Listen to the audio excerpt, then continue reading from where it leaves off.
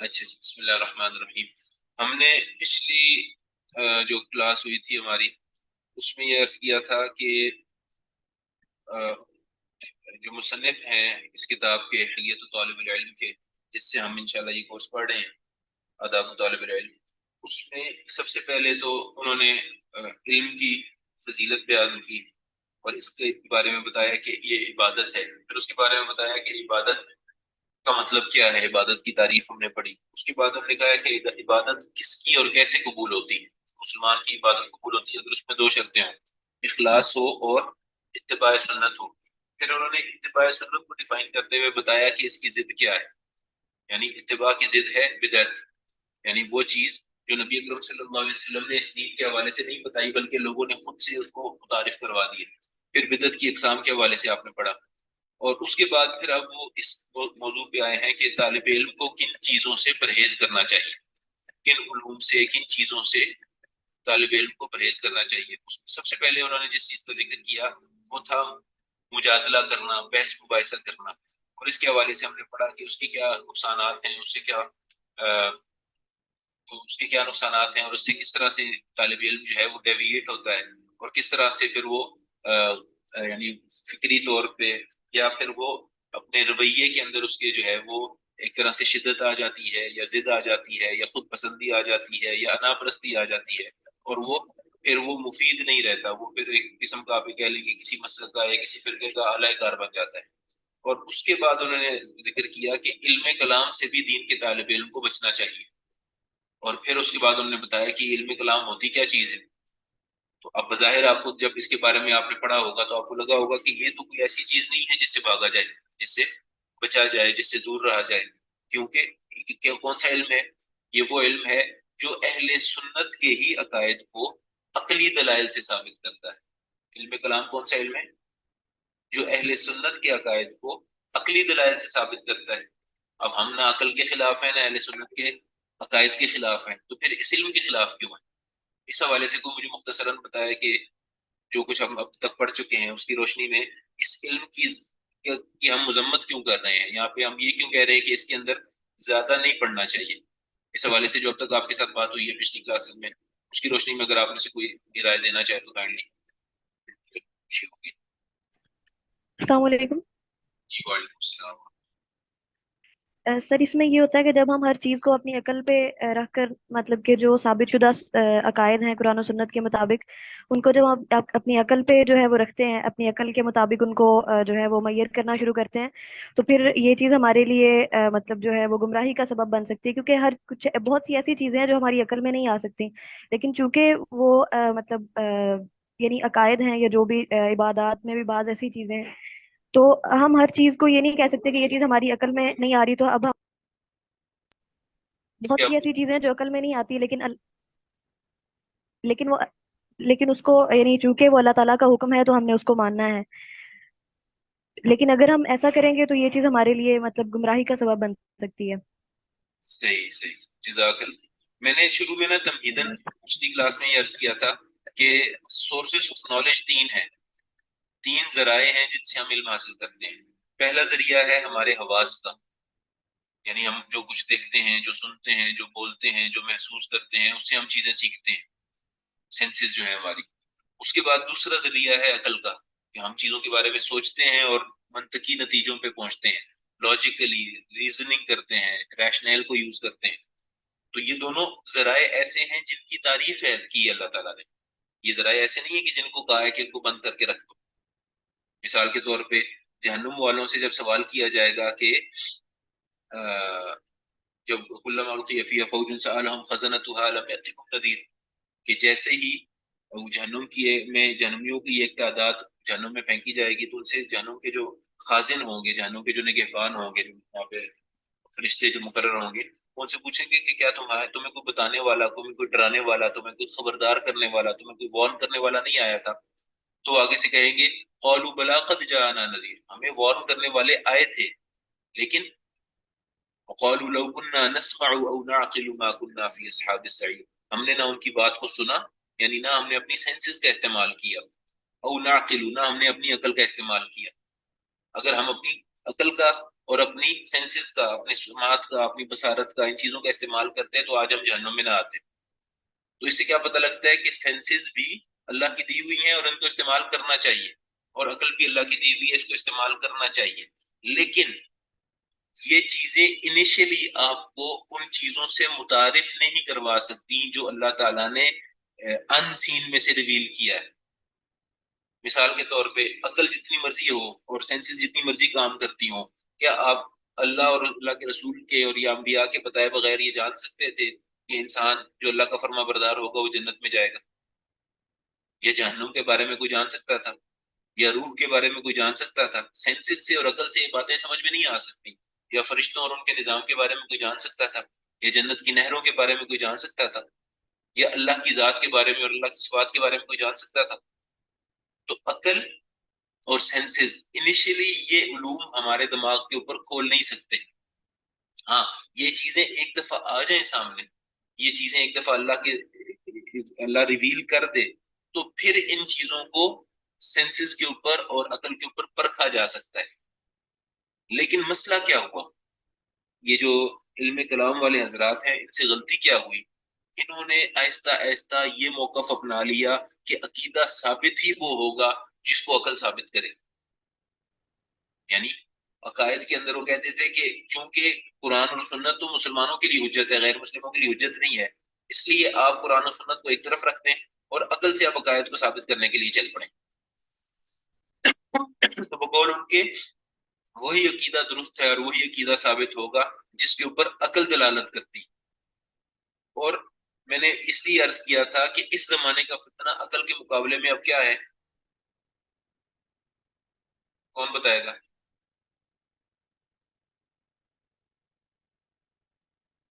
پہلے فلسفے اور منطق کا چونکہ دور تھا اور اس کا ترجمہ ہوا تھا، تو وہ ریزن، لاجک، عقل، ان ساری چیزوں کی بنیاد کے اوپر کہتے تھے کہ عقائد ثابت ہوں گے اگر عقل کی دلیل سے ثابت ہوں۔ اور اس دور میں لوگ یہ کہنا شروع ہو گئے ہیں، اللہ بچائے ہمیں اس فتنے سے، اس فتنے کی طرف جا رہے ہیں لوگ، کہ دین کی وہ بات صحیح ہے جس کو سائنس صحیح ثابت مان لے۔ اس لیے آپ دیکھیں گے کہ لوگ زور لگاتے ہیں کہ جی سائنٹیفک فیکٹس اس بات کو ثابت کرتے ہیں، قرآن پاک کی یہ آیت جو ہے ثابت ہو گئی ہے، یہ آیت ثابت ہو گئی ہے، یہ آیت ثابت ہو گئی ہے۔ 4 آیتوں کے بارے میں کہیں گے ثابت ہوگی، ایک کے بارے میں کہیں گے ثابت نہیں ہوئی، تو پھر لوگ کیا کریں گے؟ وہ کہیں گے قرآن پاک کی اس آیت کی تعویل کر لو، کیونکہ سائنس تو جھوٹ بول نہیں سکتی۔ بات سمجھ آ رہی ہے آپ کو؟ جی سر۔ میں اس لیے پوچھ رہا ہوں کہ میری بات کلیئر ہے، میرا جو میسج ہے وہ کنوے ہو رہا ہے نا آپ کو؟ میری بات سمجھ آ رہی ہے کہ اگر ہم جی سر آ رہی کرائٹیریا بنا لیں گے عقل کو اور ہم کرائٹیریا بنا لیں گے سائنس کو، تو اس کا مطلب ہے ہم ایمان لائے ہیں عقل کے اوپر اور سائنس کے اوپر۔ حالانکہ متقی وہ ہے، ایمان والا وہ ہے جو کس چیز کے اوپر ایمان لائے؟ الذین یؤمنون غیب پر۔ بالغیب۔ اللہ تعالیٰ کیا فرماتے ہیں؟ جزاک اللہ، آمین، الف لام میم، ذالک الکتاب لا ریب فیہ ھدی للمتقین الذین یؤمنون بالغیب۔ یہ وہ کتاب ہے جس میں کوئی ڈاؤٹ نہیں ہے اللہ کی طرف سے ہونے کے حوالے سے، اس کی ہر بات کو کے سچ ہونے کے اعتبار سے، ڈاؤٹ لیس کتاب ہے۔ لیکن یہ کس کے لیے گائیڈنس ہے؟ متقین کے لیے، جن کی پہلی صفت کیا ہے؟ الذین یؤمنون بالغیب، جو غیب پہ ایمان لاتے ہیں۔ ہم قرآن کی ساری باتیں اس لیے نہیں مانتے کیونکہ عقل مانتی ہے، ہم قرآن پاک کی ساری باتیں اس لیے نہیں مانتے کہ بہت ساری باتیں سائنٹیفکلی پروون ہے، ہم قرآن پاک کے اوپر اس لیے ایمان لاتے ہیں، ہم حدیث شریف کے اوپر اس لیے ایمان لاتے ہیں کیونکہ اللہ کے رسول نے یہ بتایا ہے کہ یہ اللہ کا فرمان ہے اور یہ اللہ کا دین ہے اور یہ حقائق ہیں۔ قرآن اٹ سیلف فیکٹ ہے، اس کو کسی فیکٹ چیک کی ضرورت نہیں ہے، اس کو کسی کرائٹیریا پہ پورے اترنے کی ضرورت نہیں ہے، اس کو کسی کو پروف کرنے کی ہمیں ضرورت نہیں ہے کہ یہ فیکٹ ہے۔ یہ کیونکہ اللہ کے رسول نے فرمایا ہے اس لیے ہم اس کو ایماناً فیکٹ مانتے ہیں۔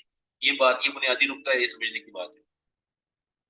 تو علم کلام کی مذمت اس لیے کی گئی ہے کہ علم کلام میں پڑھنے والوں نے عقل کو کرائٹیریا بنا دیا عقائد کے ثابت ہونے کے حوالے سے، اور اسی چکر کو، اسی اگر جو ہے آپ کہہ لیں کہ مینٹل اپروچ کو اگر لے کے چلیں گے تو آج کے دور میں لوگ، بہت سارے لوگ ایسے ہیں جو سائنٹیفک فیکٹس کو یا سائنٹیفک ایگریمنٹ کو یا سائنٹیفک آپ یہ کہہ لیں کہ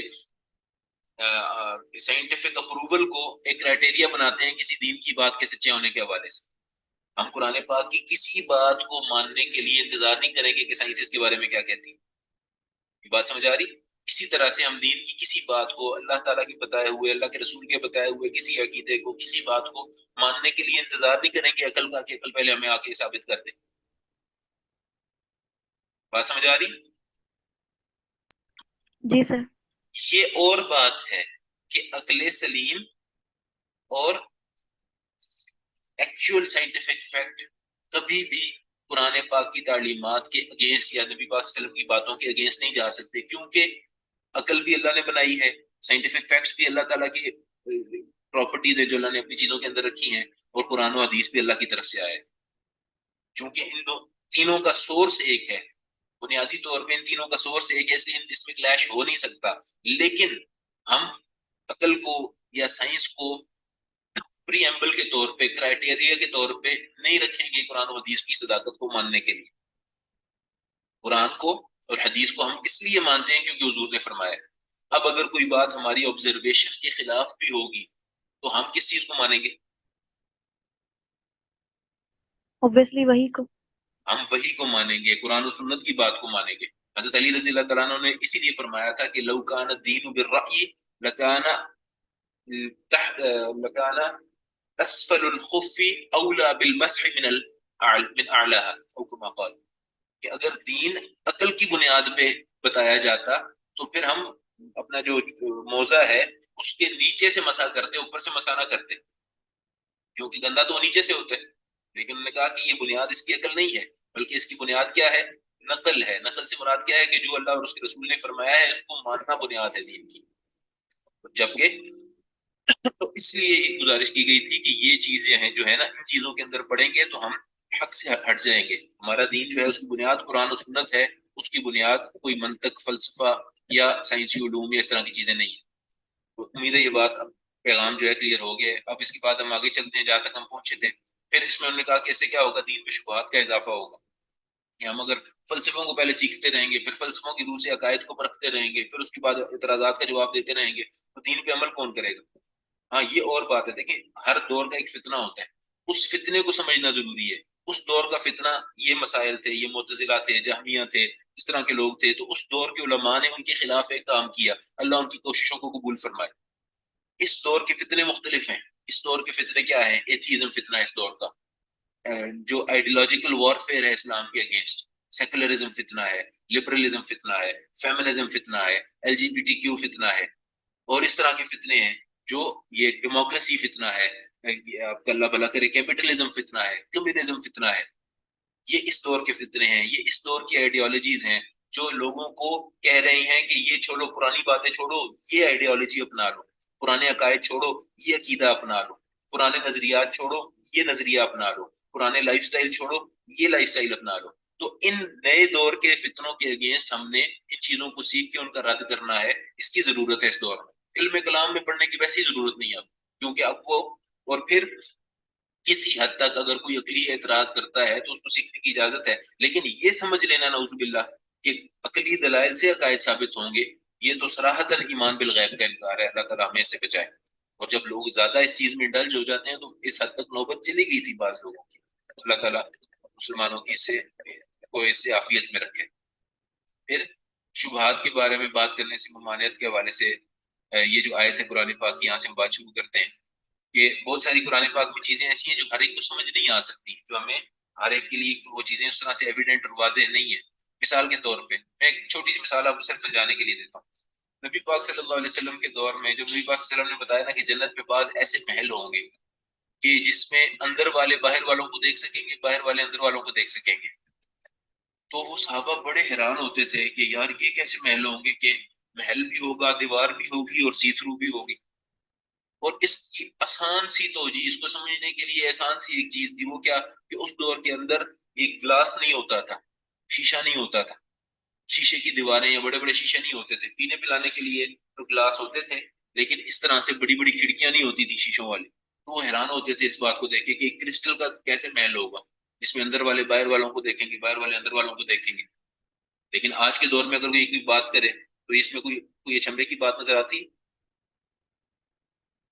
نہیں، آج کل تو انڈرسٹوڈ ہے. ہاں اسی طرح سے اگر اس دور میں کوئی کہتا کہ جی وہاں پہ محل ہوگا جنت میں جس میں آپ ایک کمرے میں داخل ہوں گے اور آپ 10 سیکنڈ کے بعد اس کی 12ویں فلور کے اوپر نکل آئیں گے، تو کسی کو سمجھ آنی تھی یہ بات؟ نہیں، تب لفٹ کا جی کانسیپٹ نہیں نہیں تھا. آج کل تو اس میں کوئی ایسی بات نہیں ہے نا. اسی طرح سے نبی پاک صلی اللہ علیہ وسلم نے فرمایا کہ جو 5 وقت کی نماز کا اہتمام کرے گا وہ صراط کے اوپر سے بجلی کی تیزی سے گزر جائے گا. تو اس وقت لگتا تھا یہ کیسے اتنی تیزی سے انسان گزرے گا، اور اب ہم جانتے ہیں کہ بجلی کس طرح سے تار کے اندر سے گزرتی ہے، جو اتنی تیزی سے گزرنا کوئی مشکل نہیں ہے. تو یہ وہ ساری چیزیں ہیں جو انسان کو پرسپیکٹو کے حساب سے سمجھ میں آتی ہیں، جو اس کا ایک آپ یہ سمجھ لیں کہ جو اس کا مینٹل کنسٹرکٹ ہوتا ہے، جو اس کا سوشل سٹیٹس کہہ لیں آپ اس کو، یا مینٹل لیول ہوتا ہے، اس کے اعتبار سے وہ چیزیں سمجھ آتی ہیں کبھی جا کے. تو اسی لیے اللہ تعالیٰ نے شبہات کے حوالے سے فرمایا کہ یہ ہر وہ چیز نہیں ہے انسان کو جو ہر ایک بات سمجھ میں آ جائے، لیکن انسان کا اس حوالے سے موقف کیا ہونا چاہیے، یہ ایمان والے کا کام کیا ہے، ان ساری باتوں کے اندر موقف کیا رکھنا ہے. جیسا کہ علم الکلام کی تعریف میں ہم بات کر چکے ہیں، میں یہاں سے پڑھ رہا ہوں نوٹس کو، کہ علم الکلام کا موضوع بنیادی طور پر غیبیات یا وہ عقائد اور ایمانیات ہیں جن کا تعلق اللہ کی ذات اور صفات سے. اور اللہ کی شان دیکھیں کہ شیطان 3 کام کرتا ہے انسان کو گمراہ کرنے کے لیے. یعنی قرآن پاک میں اللہ تعالیٰ فرماتے ہیں کہ شیطان کیا کرتا ہے، انما یأمرکم بالسوء والفحشاء وان تقولوا علی اللہ ما لا تعلمون. وہ 3 طرح سے تمہیں گمراہ کرتا ہے، تمہیں اللہ کا نافرمان بناتا ہے. یا تو تمہیں وہ برائی کا کہے گا، کوئی بھی غلطی، ملاوٹ کرنا، چوری کرنا، گالی دینا، زیادتی کرنا وغیرہ، یا پھر تمہیں فحاشی کی طرف اکسائے گا. یعنی وہ انسٹنکٹس جو تمہاری جسم کے اندر موجود ہیں لیکن ان کے اوپر عمل کرنے کی اجازت نہیں ہے، وہ تمہیں اس کے اوپر ابھارے گا کہ عمل کر لو، کچھ نہیں ہوتا، کر لو تمہاری ضرورت ہے، تمہاری جو ہے یہ ہے تو وہ ہے تو یہ ہے تو یہ تو، یعنی انسان کو گناہ کی طرف مائل کرے گا جنسی طور پہ. تیسرے نمبر پہ وَأَن تَقُولُوا عَلَى اللَّهِ مَا لَا تَعْلَمُونَ، تم اللہ کے بارے میں وہ بات کرو جو تم نہیں جانتے. اب اللہ کے بارے میں انسان کیا جانتا ہے؟ صرف وہی جو اللہ کے رسول نے بتا دیا قرآن میں یا حدیث میں. اس کے علاوہ ہم جانتے ہیں اللہ کے بارے میں کچھ؟ نہیں. نہیں سر. ڈائریکٹلی تو ہمیں اللہ تعالیٰ نے کچھ نہیں بتایا نا. اللہ تعالیٰ نے تو حضور علیہ السلام کے ذریعے سے ہم تک صرف وہ نالج پہنچایا ہے جو اللہ تعالیٰ ہمیں بتانا چاہتا ہے. تو اس کی تعویل کے اندر، اللہ کی صفات کے اندر اگر ہم اپنی طرف سے کوئی کہانیاں ڈالنا شروع کر دیں تو اس کی کیا حیثیت ہے؟ تو یہ اللہ معاف کرے، یہ علم الکلام وہ لوگ خاص طور پہ جنہوں نے اللہ کی صفات کا انکار کیا، جنہوں نے اللہ تعالیٰ کی صفات کے بارے میں تعویلات کرنا شروع کر دی، یا جنہوں نے کہہ دیا کہ اگر ہم یہ مان لیں تو اس سے یہ ثابت ہو جائے گا، اس سے یہ واجب ہو جائے گا، اس سے یہ واجب ہو جائے گا. اور بھائی تمہیں کس نے کہا کہ تم واجب کرتے پھرو؟ اللہ تعالیٰ اپنی شان کے شایع ہے، وہ مخلوق جیسا ہے ہی نہیں، تو اس کو مخلوق پہ قیاس ہی نہ کرو. یہ جتنا چیزیں ثابت ہوتی ہیں اور واجب ہوتی ہیں یہ تو ساری مخلوق کی چیزیں. اللہ تعالیٰ تو اپنی شان کے شایع ہے، کما یلیق بجلالہ ہے، جیسے اس کی شان ہے ویسے. تو جتنا اس نے بتایا ہے اتنا مان لو، تمہیں اس میں مزید ٹانگ اڑانے کی اور اوپر نیچے کرنے کی کیا ضرورت ہے؟ جو اللہ نے اپنے بارے میں فرما دیا کہ ہاں جی آمنت باللہ کما ہو، جیسے اللہ نے کہہ دیا میں اس میں ایمان لاتا ہوں. مزید میرے سے اللہ نے مکلف ہی نہیں بنایا مجھے کہ میں اس کی تحقیق کروں.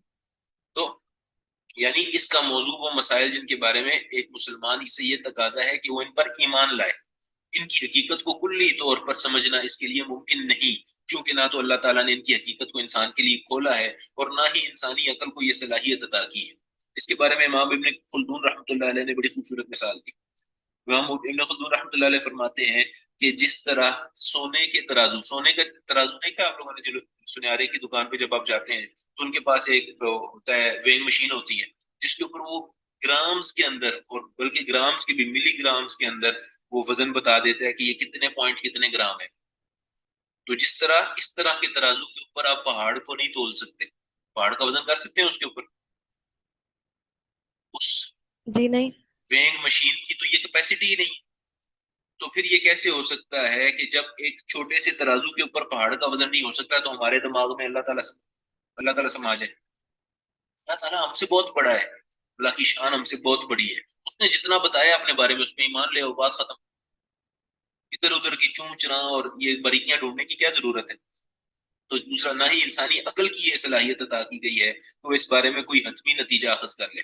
اس لیے ایسے مسائل کو دین متشابہات سے تعبیر کرتا ہے. قرآن مجید اس بارے میں کیا ارشاد فرماتا ہے؟ یہ قرآن پاک کی آیت ہے، اس کا ترجمہ آپ دیکھ لیتے ہیں کہ اللہ تعالیٰ ارشاد فرماتے ہیں سورۃ آل عمران میں والذی اعوذ باللہ من الشیطان الرجیم والذی انزل علیک الکتاب منہ آیات محکمات ہن ام الکتاب واخر متشابہات فاما الذین فی قلوبہم زیغ فیتبعون ما تشابہ منہ ابتغاء الفتنة وابتغاء تأویلہ وما یعلم تأویلہ الا اللہ والراسخون فی العلم یقولون آمنا به کل من عند ربنا وما يذکر الا اولو الالباب. وہ اللہ کی ذات جس نے آپ کے اوپر یہ کتاب نازل کی تو اس میں کچھ آیات محکمات ہیں. محکم کا کیا مطلب ہے کہ بالکل کلیئر ہیں اور آپ سے ان آیات کے اوپر عمل کرنے کا مطالبہ کیا گیا ہے. ہن ام الکتابی وہ ایکچوئل حکم ہے اللہ تعالیٰ کا جو آپ کی طرف متوجہ ہے, جو مدر آف دا بک ہے, یعنی آپ یہ کہہ رہے ہیں کہ جو ایسنس ہے اس کتاب کا. وہ اخر متشابہات اور بعض آیات ایسی ہیں جو آپ کو سمجھ نہیں آئیں گی, جو آپ کو آپ کی سمجھ سے اونچی بات ہے. تو کیا پھر اللہ تعالیٰ کہہ رہے ہیں کہ اب تمہارا رویہ کیا ہونا چاہیے اس حوالے سے؟ فَأَمَّا الَّذِينَ فِي قُلُوبِهِمْ زَيْغٌ فَيَتَّبِعُونَ مَا تَشَابَهَ مِنْهُ ابْتِغَاءَ الْفِتْنَةِ وَابْتِغَاءَ تَأْوِيلِهِ. وہ لوگ جن کے دلوں میں ٹیڑھ ہوگی وہ بجائے اس بات پہ عمل کریں جس کا حکم دیا گیا, وہ کیا کریں گے؟ ان تشابہ والی آیات کے اندر پڑ جائیں گے کہ اس کا اصل میں ہمیں مطلب چاہیے. جیسے کوئی بندہ کہے جی یعنی اللہ تعالیٰ نے حکم دیے 100 کاموں کا, وہ نہیں کرنا, بس یہ سوال کرنا ہے جی حروف مقطعات کے بارے میں مجھے بتائیں یہ ہیں کیوں, اس کی وجہ کیا ہے, اس کا مطلب کیا ہے. بھئی اگر اللہ نے مطلب بتانا ہوتا تو اللہ تعالیٰ اس طرح نازل ہی نہ فرماتے. تو آپ کو کیا تکلیف ہے کہ آپ بار بار اسی کے مطلب میں پڑھے ہوئے اور جن چیزوں کا مطلب واضح اس پہ عمل نہیں کر رہے. تو فَيَتَّبِعُونَ جن لوگوں کے دلوں میں ٹیڑھ ہے, یعنی یہ لوگ بجائے اس کے کہ عمل کرنے والے ہوں بلکہ یہ صرف باتیں کرنے والے ہیں. جس طرح موسیٰ علیہ السلام کو نے اپنی قوم کو کہا نا گائے ذبح کرو, تو انہوں نے آگے سے پوچھنا شروع کر دیا عمل کرنے کی بجائے. اچھا وہ رنگ کیسا ہوگا, اچھا وہ ہوگی کیسی, اس کا وزن کیسا ہوگا, اس کی عمر کتنی ہوگی, اس کا یہ کیسا ہوگا, ویسا کیسا ہوگا. تو جتنے سوال کرتے کہ اتنا ان کے لیے جو ٹاسک تھا وہ مشکل ہوتا چلا گیا. تو اللہ ہمیں بچائے اس طرح کی حرکتوں سے کہ فَتَّبِعُونَ مَا تَشَابَهَ جن لوگوں کے دلوں میں ٹیڑھ ہے, یعنی جو اللہ کے سامنے سر جھکانے کی بجائے سوالات کرنے والے لوگ ہیں, جو فتنہ انگیز لوگ ہیں, جو صرف بات کو بتنگڑ بنانے والے لوگ ہیں, جو صرف اعتراض کرنے کے لیے آئے ہیں, سننے کے لیے اور ماننے کے لیے نہیں آئے. یہ کیا کریں گے؟ انہی متشابہات کے پیچھے چلتے رہیں گے اور ان کے مطلب ڈھونڈنے کے چکر میں اپنی زندگیاں صرف کر دیں گے. وما يعلم تأویلہ, اب مثال کے طور پہ کوئی کہہ دے جی کہ اب ملکہ بلقیس کے ساتھ سلیمان علیہ السلام کا نکاح ہوا تھا کہ نہیں ہوا تھا. بھئی آپ کی صحت پہ کیا فرق پڑتا ہے؟ یا سلیمان علیہ السلام کے دربار کے اندر جو اہل علم تھا اس نے کس طرح سے پلک جھپکنے کے اندر سلیمان علیہ السلام کا تخت حاضر کیا تھا؟ بھئی اس سے کیا فرق پڑتا ہے؟ اللہ نے بتا دیا کیا تھا تو کیا تھا, بات ختم. لیکن ان چیزوں میں پڑے رہیں گے اور جو کام کرنے کے اللہ نے کہے ہیں وہ نہیں, ان کی طرف توجہ نہیں کریں گے. وما يعلم تأویلہ الا اللہ, حالانکہ ان متشابہات کی تعویل کو اللہ کے علاوہ کوئی نہیں جانتا.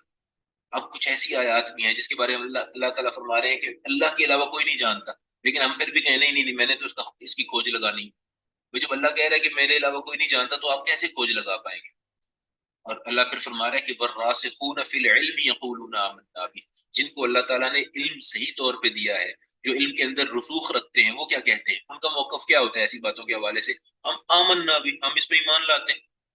ہم کیا کرتے ہیں؟ اس پہ ایمان لاتے ہیں, یعنی ہمارا کام ہے ایمان لانا. اللہ نے کہہ دیا, ہم نے مان لی, بات ختم. کل من عند ربنا, یہ محکمات بھی ہمارے رب کی طرف سے ہیں, متشابہات بھی رب کی طرف سے. وما يذکر الا اولو الالباب, لیکن یہ بات انہیں کو سمجھ آتی ہے جن کو اللہ نے عقل دی. جن کی عقل میں تھوڑا سا ہیر پھیر ہے وہ گھومتے ہی رہتے ہیں, اللہ سمجھا دے. تو یہ قرآن پاک یہ جو آیت ہے اس کا ترجمہ پڑھ دیتے ہیں. میں تو سمجھانے کے لیے ایسے کیا محاورہ سا. وہی اللہ تعالیٰ ہے جس نے تجھ پر کتاب اتاری جس میں واضح مضبوط آیتیں ہیں, یہ محکمات کا ترجمہ ہے, جو اصل کتاب ہے. اور بعض متشابہ آیتیں ہیں, بس جن کے دلوں میں کجی ہے تو وہ اس کی متشابہ آیتوں کے پیچھے لگ جاتے ہیں فتنے کی طلب اور ان کی مراد کی جستجو کے لیے. کہ اس کا مطلب کیا ہے؟ حالانکہ ان کی حقیقی مراد کو سوائے اللہ تعالیٰ کے کوئی نہیں جانتا, اور پختہ و مضبوط علم والے یہی کہتے ہیں کہ ہم تو ان پر ایمان لا چکے, یہ ہمارے رب کی طرف سے ہیں, اور نصیحت تو صرف عقل مند حاصل کرتے ہیں. تو اللہ کی صفات ہوں یا حروف مقطعات ہوں یا انبیاء کے جو ہے معجزات ہوں یا قرآن پاک میں ذکر کیے گئے اولیاء کی کرامتیں ہوں, یہ ساری اسی ضمن سے ہیں. بجائے اس کے کہ انسان انہیں چکروں میں پڑا رہے کہ نہیں اس سے کیا مراد ہے, اس سے کیا مطلب ہے, یہ کیسے ہوا تو ویسے ہوا. ہمیں چاہیے کہ ہم اس کے اوپر ایمان لیں, اللہ جانے اور اللہ تعالیٰ کے کام جانے. اہل علم اور مفسرین کی جماعت میں سے ایک کی رائے یہ ہے کہ متشابہات سے مراد وہ آیات یا غیبی امور ہے جن کا علم اللہ تعالیٰ نے اپنے پاس رکھا ہے اور جن کی حقیقت کو انسان کے لیے افشا نہیں کیا. مثلاً سیدنا عیسیٰ علیہ السلام کا نزول، یا جس طرح ان کی پیدائش بغیر باپ کے، قیامت کے وقوع ہونے کا وقت، دنیا کے فنا ہونے کے معاملات وغیرہ. اسی طرح اس میں اللہ تعالیٰ کی صفات اور اس کی ذات وغیرہ کے بارے میں علم وغیرہ بھی اس کے موضوعات میں شامل ہے. یہ جامع البیان میں مفسر نے جو ہے امام قرطبی رحمۃ اللہ علیہ، انہوں نے یہ موقف اختیار کیے. یعنی غیبی امور کے بارے میں اسلام اور دین کا تقاضا یہ ہے کہ اس پر ایمان لایا جائے اور اس کی تعویل وغیرہ کے پیچھے نہ لگا جائے. یعنی بحث اور مباحثہ یا پھر علم الکلام کے ذریعے ان کی حقیقت کو جاننے کی کوشش نہ کی جائے، چونکہ اس سے کوئی نتیجہ نہیں نکل سکتا اور نہ ہی اس کا کوئی فائدہ ہے، اور یہ انسان کو گمراہی کی طرف لے جاتا ہے. اس کی ایک مثال آپ تقدیر پر بحث کرنے کی لے لیں. یعنی ایک دفعہ تقدیر کے حوالے سے، ویسے تو آپ ماشاء اللہ طلاب ہیں، عقائد آپ پڑھ چکے ہوں گے، اس حوالے سے کلیئرٹی ہوگی. لوگ بعض دفعہ نا اسی خط میں مبتلا ہو جاتے ہیں کہ جی اگر اللہ نے پہلے سے سب کچھ لکھا ہوا ہے تو اس کا مطلب ہے کہ جو کچھ ہم کر رہے ہیں وہ اللہ نے لکھا ہوا ہے، اور اگر اللہ نے لکھا ہوا ہے تو اس کا مطلب ہے ہم نے وہی کرنا ہے جو اللہ نے لکھا ہوا ہے، اور اگر ہم نے وہی کرنا ہے جو اللہ نے لکھا ہوا ہے تو پھر ہمیں گناہ کیوں ملتا ہے. اس طرح کی باتیں نا لوگ سوچ سوچ کے اپنا دماغ خراب کر لیتے ہیں.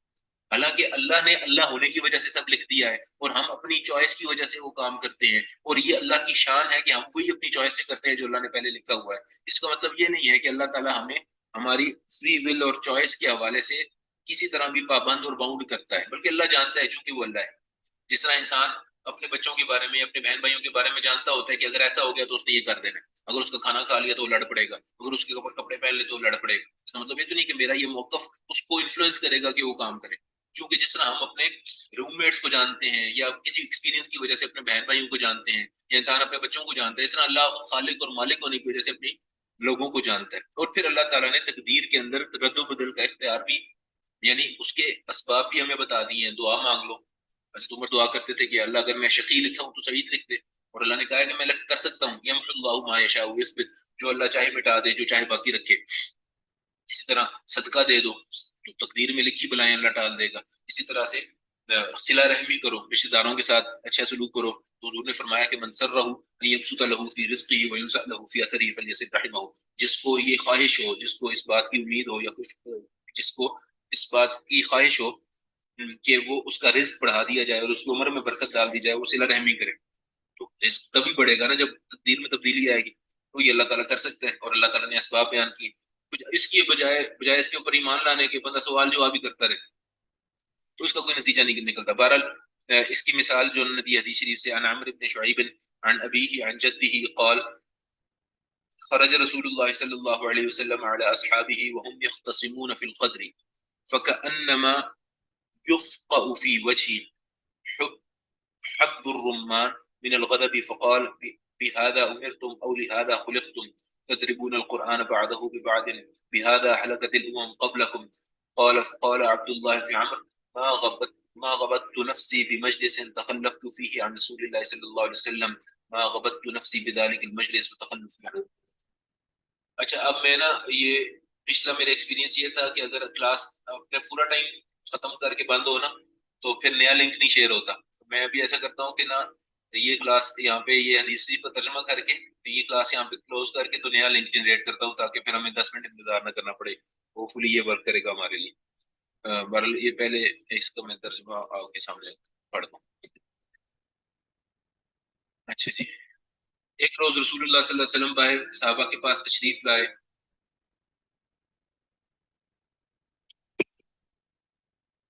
تو وہ تقدیر کے بارے میں بحث کر رہے تھے. آپ کا چہرہ مبارک غصے سے اس قدر سرخ ہو گیا گویا اس پر انار کے دانے نچوڑ دیے. تب نبی صلی اللہ علیہ وسلم نے فرمایا کیا تمہیں اس بات کا حکم دیا گیا ہے، یعنی تمہیں اس بات کا کہا گیا ہے کہ اس بارے میں ڈسکس کرو، یا کیا تمہیں اس کام کے لیے پیدا کیا گیا ہے، یا تمہارا کام یہ ہے کہ تم ٹاپکس کو ڈسکس کرتے رہو. سبحان اللہ. اللہ اکبر. اللہ اکبر. یعنی کتنا کلیئر ہے کہ جو اللہ نے کہہ دیا چپ کر کے مان لو. تم قرآن کی آیت کو ایک دوسرے سے ٹکرا رہے ہو. تم سے پہلی امتیں اسی وجہ سے تباہ ہوئی. سیدنا عبداللہ بن عمر نے فرمایا مجھے رسول اللہ صلی اللہ علیہ وسلم کی کسی مجلس میں غیر حاضر رہنے پر خوشی نہیں ہوئی جس طرح اس مجلس میں موجود نہ ہونے پر خوشی ہوئی.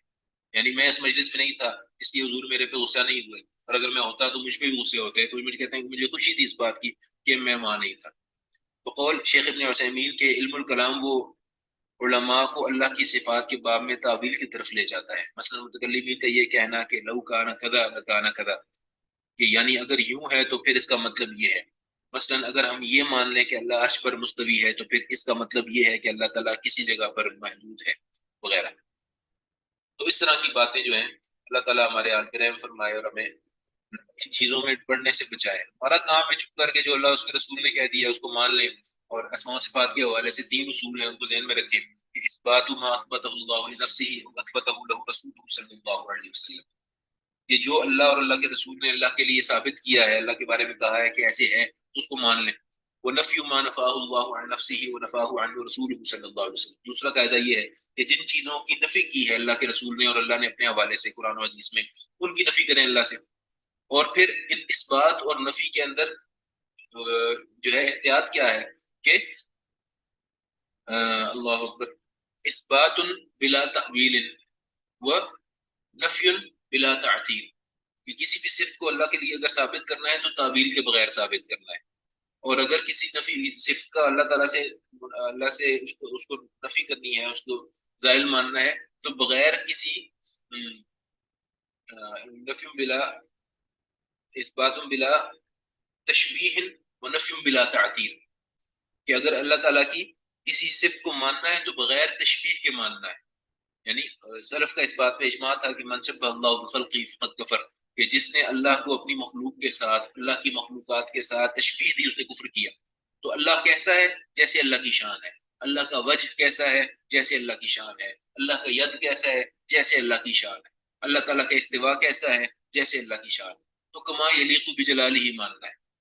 اور جب کسی چیز کی، کسی صفت کی نفی کرنی ہے تو بلا تعطیل، کہ اللہ تعالیٰ نے مثال کے طور پہ اپنے بارے میں کہا کہ لا یضل ربی ولا ینسا، اللہ نہ گمراہ ہوتا ہے نہ بھولتا ہے.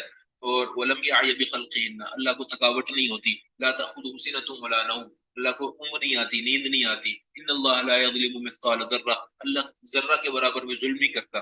تو ہر وہ برائی، ہر وہ عیب جو اللہ تعالیٰ نے بیان کیا جس سے اللہ تعالیٰ اس سے بھی پاک ہے، اور تمام عیبوں سے اور تمام برائیوں سے اللہ من جملہ پاک ہے. سبحان اللہ وبحمدہ سبحانہ وتعالی عما یشرکون. اللہ پاک ہے اور بہت بلند ہے، اللہ یہ تمام عیوب سے پاک ہے.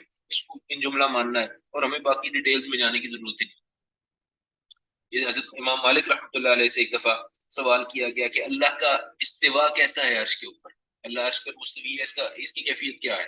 تو حضرت امام مالک نے بڑا جامع جواب دیا اور اس موضوع کو محدود کر دیا اور بتا دیا کہ اس کے اندر مزید نہیں جانا. کیا فرمایا؟ الاستواء معلوم، کہ ہمیں پتہ ہے کہ اللہ نے کہا اللہ عرش پہ مستوی ہے. والکیف مجہول، لیکن اس کی کیفیت کیا ہے ہمیں نہیں پتہ. والایمان به واجب، چونکہ قرآن و حدیث میں آیا ہے اس لیے اس پہ ایمان لانا واجب ہے. والسؤال عنہ بدعۃ، اور اس کے بارے میں مزید سوال کرنا بدعت ہے، چونکہ اللہ کے رسول سے صحابہ نے نہیں کیا یہ سوال، تو آپ بھی ہم سے یہ سوال نہ کریں. تو ان چیزوں کے اندر مزید جانا بدعت کی طرف لے جائے گا، تعویلات کی طرف لے جائے گا، انحرافات کی طرف لے جائے گا، اور انسان دماغ کے اندر پتہ نہیں کیا کھچڑی اور دہی بنا لے. تو اس لیے اس حوالے سے ہمیں جو نصوص ہیں ان کے اوپر چپ کر کے ایمان لے آنا چاہیے. اچھا جی، غیبی امور کے اوپر غور و خوض کرنے سے پہلے مندرجہ ذیل نکات کو سمجھنا ضروری ہے. دین نے تمام ضروری مسائل کی وضاحت بخوبی کر دی. سب سے پہلے اچھا جی، معذرت، میرا خیال تھا کہ شاید میں 2-3 منٹ پہلے بند کروں گا، تو والے نہیں کہیں گے 9 منٹ ویٹ کریں. اگلی دفعہ انشاءاللہ ٹرائی کریں گے کہ آدھا گھنٹہ گزرنے سے پہلے ختم کر کے دوبارہ شروع کرتے ہیں، کیونکہ بیچ میں نے پچھلی کلاس جو ختم کی تھی، پہلی دفعہ جب لنک ختم ہوا تھا 40 منٹ پہ، تو انہوں نے پھر 9 منٹ ویٹ کروایا تھا. تو دوسرا جو اس کے بعد لنک تھا 20-25 منٹ والا، اس میں اس کے بعد پھر آپ کی کلاس شروع کی تھی تو ویٹ نہیں کروایا. تو اگلی دفعہ انشاءاللہ یہ کہ میں ٹائم پہ تھوڑا احتیاط کروں گا. آپ لوگ بھی یاد کرا دیجیے گا 25-30 منٹ جب ہو جائے نا، 25-26 منٹ ہو جائیں، تو آپ مجھے کہیے گا کہ میں نیا لنک شیئر کر دوں. تو اللہ کرے پھر وہ انتظار نہ کر پائیں. جی استاد ٹھیک ہے. جزاک اللہ. اچھا جی، اب ہم اس طرف آتے ہیں کہ عقائد کے حوالے سے، علم الکلام کے حوالے سے ہم نے بات کی ہے. اب ان چیزوں کو وائنڈ اپ کرتے ہیں اور اس کے بعد پھر انشاءاللہ دیکھیں گے کہ اگلا ٹاپک کیا ہے. اگلا ٹاپک ویسے ہے تو ہے کہ اہل سنت والجماعت کا تعارف ہے، لیکن پہلے اس کو ہم وائنڈ اپ کر لیں پھر انشاءاللہ آگے چلیں گے.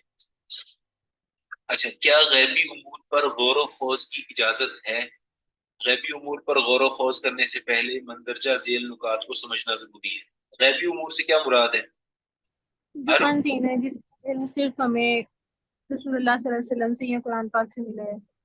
ہر وہ چیز جس کو ابتدائی طور پہ ہم اپنے حواس اور عقل سے نہیں جان سکتے۔ مثال کے طور پہ انسان فطری طور پہ یہ تو سمجھ سکتا ہے کہ یہ کائنات اور اس میں موجود اتنی ساری چیزیں ہیں، یہ ضرور کسی نہ کسی نے بنائی ہیں۔ یہ خود بخود کیسے بن سکتا ہے آسمان؟ خود بخود یہ سورج کیسے روشنی دے سکتا ہے؟ کیسے گرمائش دے سکتا ہے؟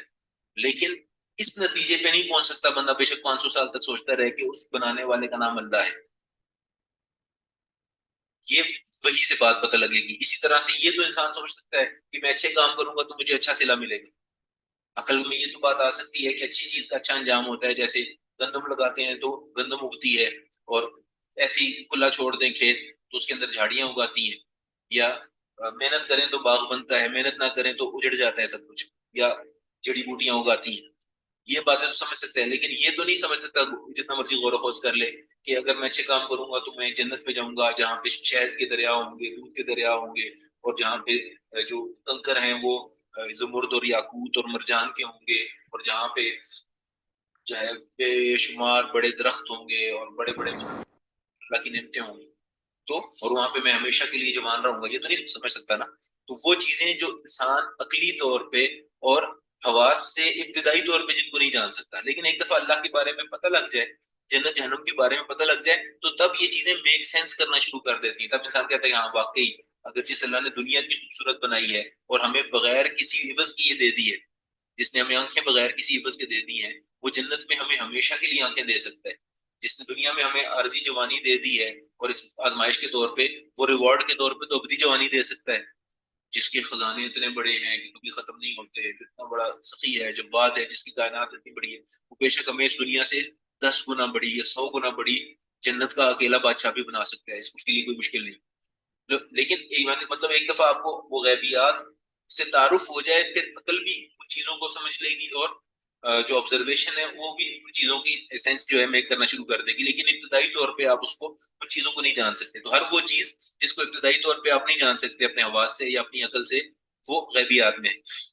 سب سے پہلے تو اس بات کی وضاحت ضروری ہے کہ کوئی مسئلہ دینی لحاظ سے اس درجے اہم ہو کہ اس کا ماننا اور جاننا واجبات دین میں ہے، تو اس کے لیے ضروری ہے کہ وہ مسئلہ اپنی جملہ تفصیلات کے ساتھ قرآن و سنت میں موجود ہے۔ یعنی ہم کس چیز کو ماننے کے پابند ہیں؟ وہی چیز جو قرآن و سنت میں ہے۔ اس کے علاوہ تو ہمارے عقائد میں کوئی چیز شامل ہو نہیں سکتی نا۔ قرآن عقائد میں اور عبادات میں تو صرف وہی چیز آئے گی جو قرآن و سنت سے ثابت ہے۔ قرآن مجید میں اللہ تعالیٰ کا فرمان ہے ما كان حديثا يفترى ولكن تصديق الذي بين يديه وتفصيل كل شيء وهدى ورحمة لقوم يؤمنون۔ ان کے بیان میں عقل والوں کے لیے یقیناً نصیحت اور عبرت ہے۔ یہ قرآن جھوٹی بنائی ہوئی بات نہیں، بلکہ یہ تصدیق ہے ان کتابوں کی جو اس سے پہلے کی ہیں، کھول کھول کر بیان کرنے والا ہے ہر چیز کو، اور ہدایت اور رحمت ہے ایماندار لوگوں کے لیے۔ یعنی قرآن پاک ہر ایک چیز کو تفصیل سے بیان کرنے والا ہے۔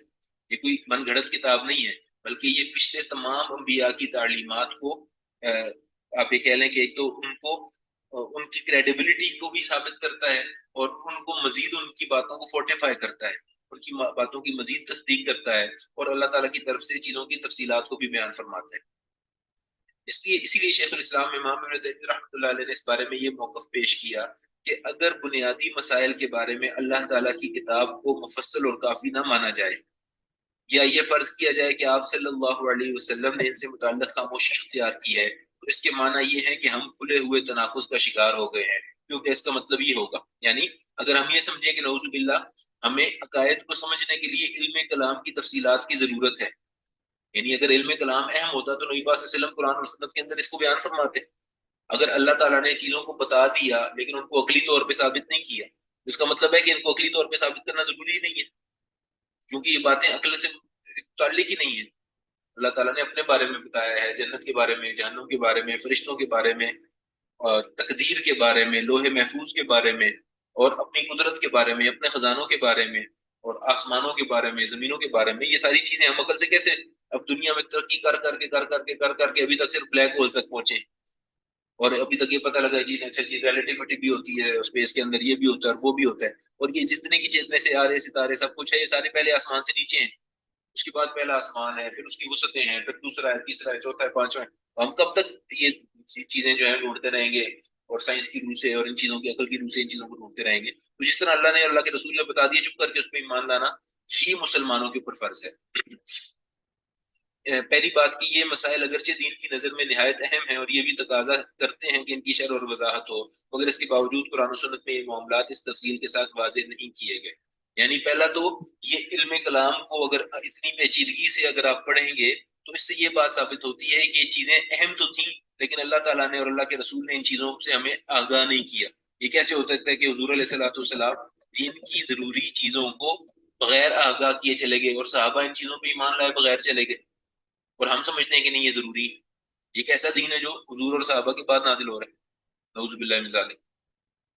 یا شریعت طاہرہ نے ان کی وضاحت تو کی پر کسی وجہ سے یہ وضاحت اور شرح ہم تک منتقل نہیں ہو سکی، یا یہ مان لیا جائے کہ اللہ کے رسول نے تو یہ تفصیلات بتائی ہیں لیکن ہم تک نہیں ہے، اس کا مطلب ہے کہ دین محفوظ نہیں رہا۔ یہ کیسی احمقانہ بات ہوئی؟ ظاہر ہے کہ یہ دونوں مفروضے دین کے بارے میں باطل اور قابل تردید ہیں۔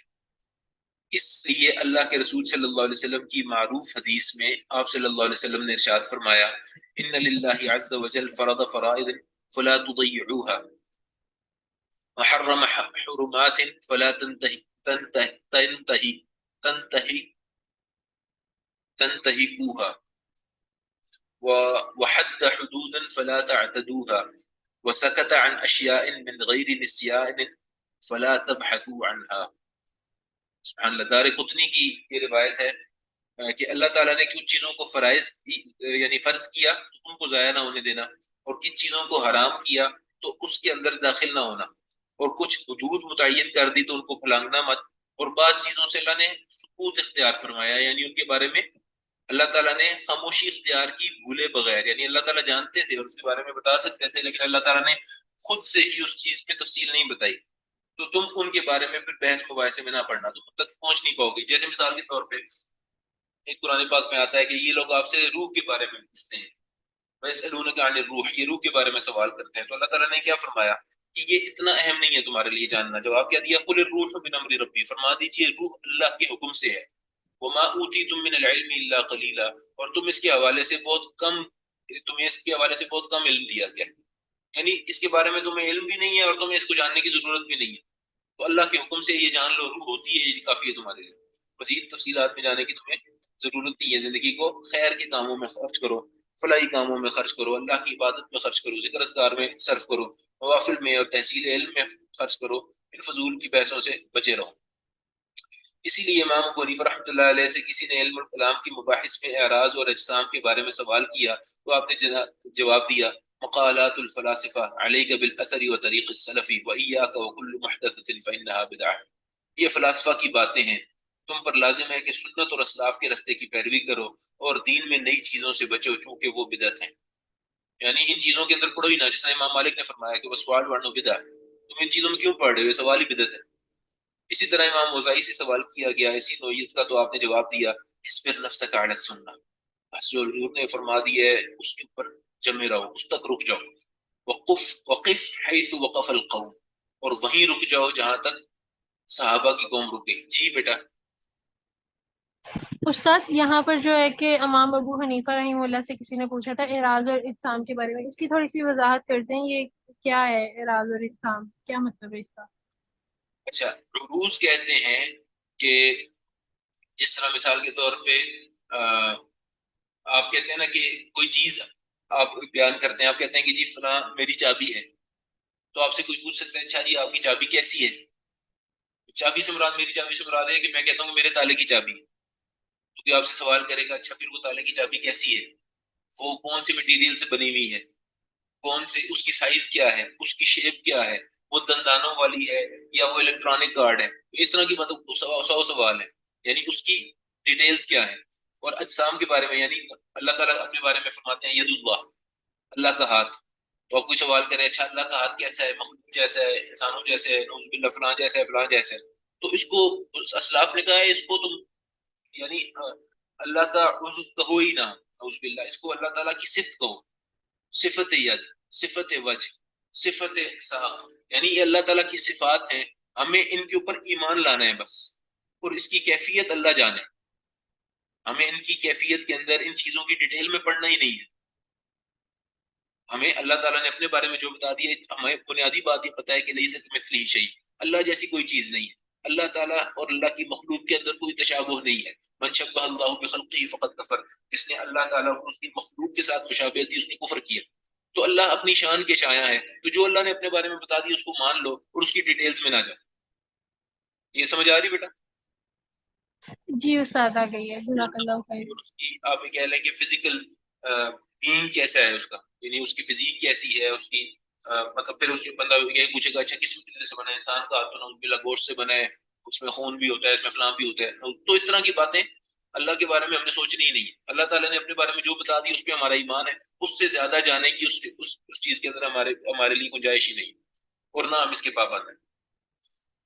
چونکہ جس طرح پہلے میں نے بات کی تھی، امام ابن خلدون نے جو فرمایا کہ جس طرح سونے کے ترازو پہ پہاڑ نہیں تل سکتا، اسی طرح ہمارے دماغ میں اللہ تعالیٰ کی صفات اور ان کی حقیقت نہیں آ سکتی. تو جتنا بتا دی اس میں ایمان لیں اور اتنا کافی ہے. اسی طرح امام اوزائی سے سوال کیا گیا تو انہوں نے کہا کہ اس پر نفس علی سنت، بس جو سنت میں آ گیا ہے یعنی جو حضور نے بتا دیا اس کے اوپر رک جاؤ. وقف حیث وقف القوم، اور جہاں پہ قوم یعنی صحابہ اور ایمان والے رکے تم بھی وہیں رک جاؤ. وقل بما قالوا، اور وہی کہو جو انہوں نے کہا. وَكُفَّ عَمَّا كَفَوْا عَنْهُ، کفو عنہ، اور تم بھی اس پہ خاموش ہو جاؤ جس پہ وہ خاموش ہوئے. وَاسْلُكْ سَبِيلَ سَلَفِكَ الصَّالِحِ، اور اپنے سلف صالح یعنی اپنے وہ لوگ جو ایمان کے ساتھ چلے گئے صحابہ اور تابعین اور ائمہ، ان کے عقیدے پہ رہو. اس کے علاوہ تمہیں دائیں بائیں ہونے کی اور چیزوں کو سمجھنے سمجھانے کی ضرورت ہی نہیں. اپنے آپ کو سنت پر ہی گامزن رکھو اور وہاں رک جاؤ جہاں وہ قوم رک گئی، اور وہ کہو جو وہ کہتے تھے، اور اس چیز سے اپنے آپ کو روک لو جس سے وہ رکتے تھے، اور اپنے نیک اسلاف کے راستے پر چلو. یعنی جن چیزوں کے بارے میں اللہ تعالیٰ نے تمہیں نہیں بتایا ان کی حقیقت، جن چیزوں کے بارے میں اللہ تعالیٰ نے تمہیں نہیں بتایا ان کی حقیقت کو تم کیسے جان سکتے ہو؟ ان کی جن چیزوں کے بارے میں اللہ تعالیٰ نے تمہیں نہیں بتایا ان کی حقیقت کو روپوش کیا ہے، تو تم کیوں اس کے پیچھے جاتے ہو؟ ان پر بحث کرنے سے تم کیا حقیقت جان سکتے ہو؟ تو یہ اس طرح سے اللہ تعالیٰ نے